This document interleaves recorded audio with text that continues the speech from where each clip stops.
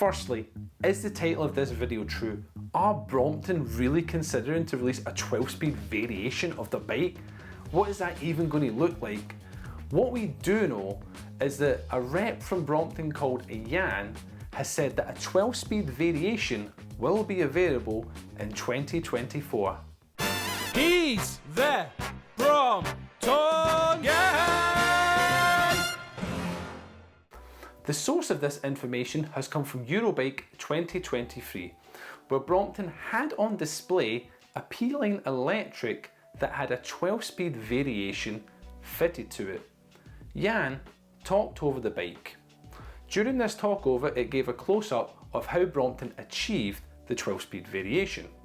How it's achieved is the existing technology that's on the P-Line already, using the 4-speed derailleur setup and the BWR 3-speed hub that's already on the Brompton.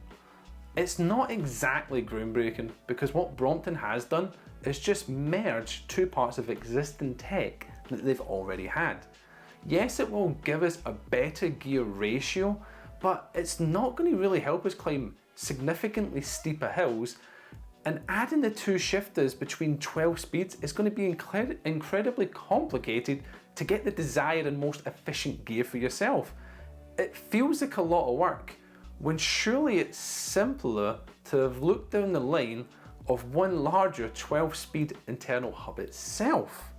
The Eurobike video itself was presented in German because after all it was at a German event, but luckily for me I do have a couple of close friends that speak fluent German, so I provided the video to them and asked if they could give me the best translation possible to fully understand what was said. So here goes, this is the translation that was passed on to me.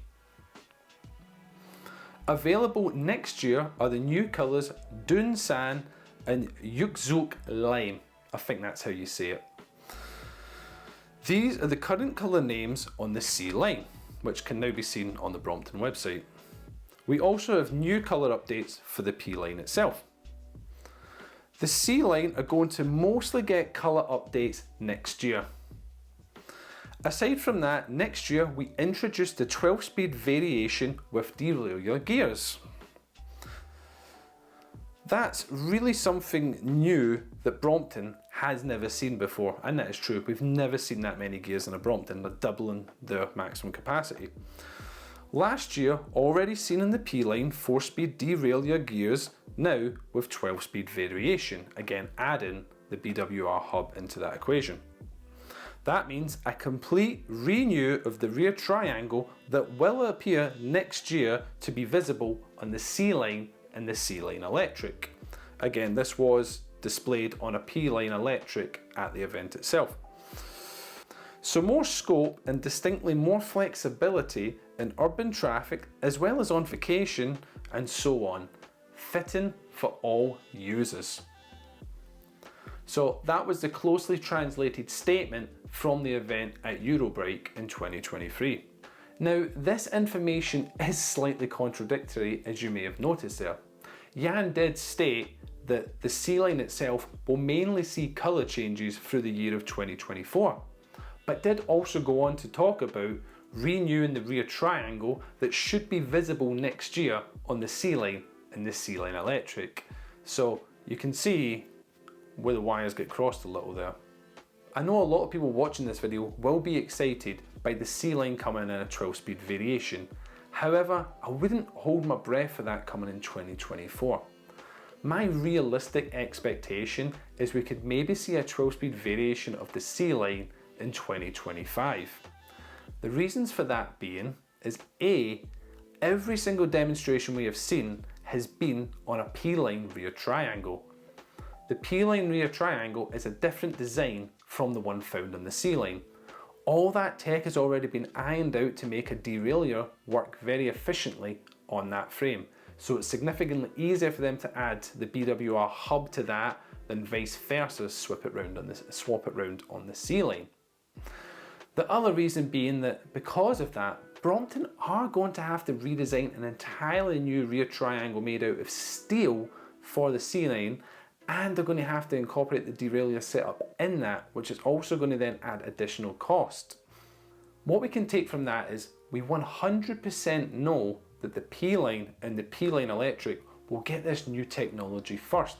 We've already seen an example of it at a show, but this does confuse me. And here's why. Because the P-Line is designed to be a light bike, it doesn't make much sense to me to put a less efficient hub on and add additional weight to the users that buy the P-Line. Anyone buying the P-Line surely buys it because they know they work in a flatter urban environment and don't need that extra ratio. They want to keep their bike as lightweight as possible, but they can't afford the T-Line. But not only does it get more confusing than that, the example we've seen is the Brompton P-Line Electric, a bike that is a super lightweight electric bike that already offers up to 15 miles per hour assistance to the users of that bike. Now, I don't know if it's just me, but I don't see Brompton's clientele of the P-Line Electric being the type of clientele that need to tackle steeper hills or plan on tackling mountainous terrain. So why have such a large gear ratio on the bike? Perhaps if I'm missing something, that's something you can add in the comments, but does that really make sense?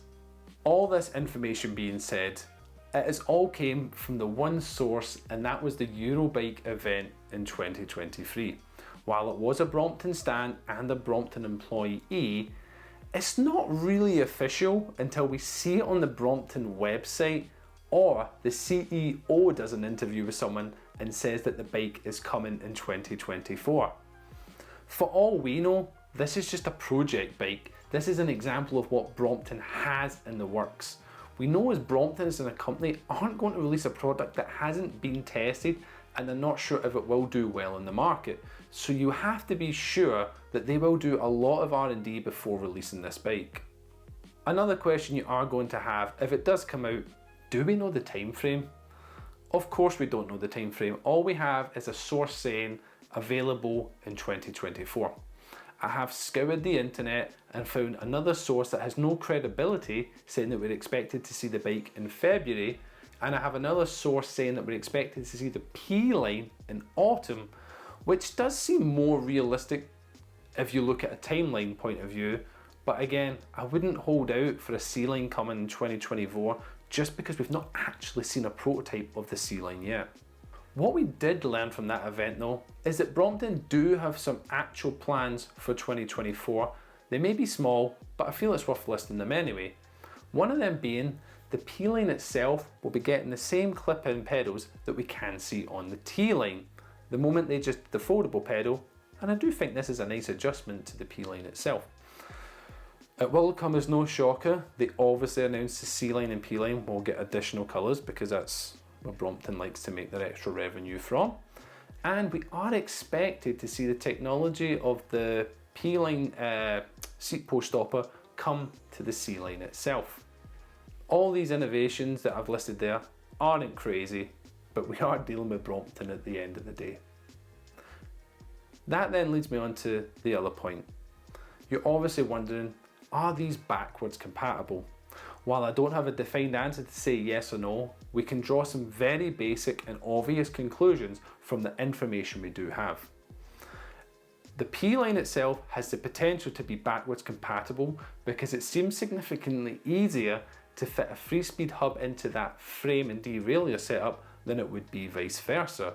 Yes, you are going to have to run and install a right shifter in order to control that, and you're going to have the new rim and hub itself. So I doubt it would be a cheap upgrade, nor do I personally feel P-Line owners are going to rush to do this or even want to consider to do it. But who knows, everyone's different.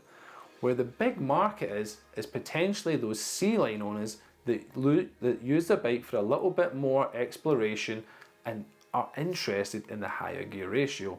However, this may be the bigger market that's interested, but I don't think it's going to be cost efficient for Brompton to make it backwards compatible. It will have to have a redesigned rear triangle, so you won't be able to use your existing. Adding the derailleur setup and all the additional cogs is going to be costly, and you need to run even more shifters and cables. So I don't see them being able to get the cost of that under like £600-700, which I think most C-line owners will probably decide against to do. But if you're competent at doing it yourself, then maybe you fancy a project. I'm not sure if this is the information you were hoping for, but I've spent a lot of time cross-referencing, researching and doing my best to get from the original source what we actually know. Obviously you have multiple contradictory information across the internet, and all I strive to do is give you what we actually know and can prove. As you all know, I cycle my Brompton M-Line, which is the 11-speed Alpine hub. I am a massive advocate for this hub, and I do think having more speeds on a Brompton has its place. I'm just not quite sure what they're offering here really does have its place. I personally think when I feel about this subject is that if I wanted to change my gearing ratio, I'd really just want a massive dramatic difference, because the problem with the Brompton is you either don't have enough to climb a hill, or if you do have the lower chainring at the front to climb a hill, you don't have enough juice to get around the other way. I personally think if they looked into developing a double chainring at the front, they would have a way bigger clientele for it, and it wouldn't be the most costly upgrade. Please let me know on your thoughts on the subject. Obviously, I'm one opinion, and everyone is entitled to their own opinion. Would you buy this Brompton if it comes out? Would you prefer to have it in the C line or the P line? Do you think it has its place on either one of them? It'd be great to get the feedback, because these videos are made from your feedback in the comments section, and that is why this video has been brought to you today. There's been so much talk around it, and I thought if no one's given me the correct answer, let's do the research and source it for you, the viewers. As always here in the Brompton Guy, I really do appreciate the support, and if you have taken some good points from this video, or you've just liked the way it's been produced, please give it a like so it can spread to more like-minded people like yourself. And if you are interested in more Brompton or bike content, please consider a subscription to the channel, because it helps me grow and appeal to a wider audience. Thank you so much for your time, your night, your day, wherever you are. It's been a pleasure, and good night.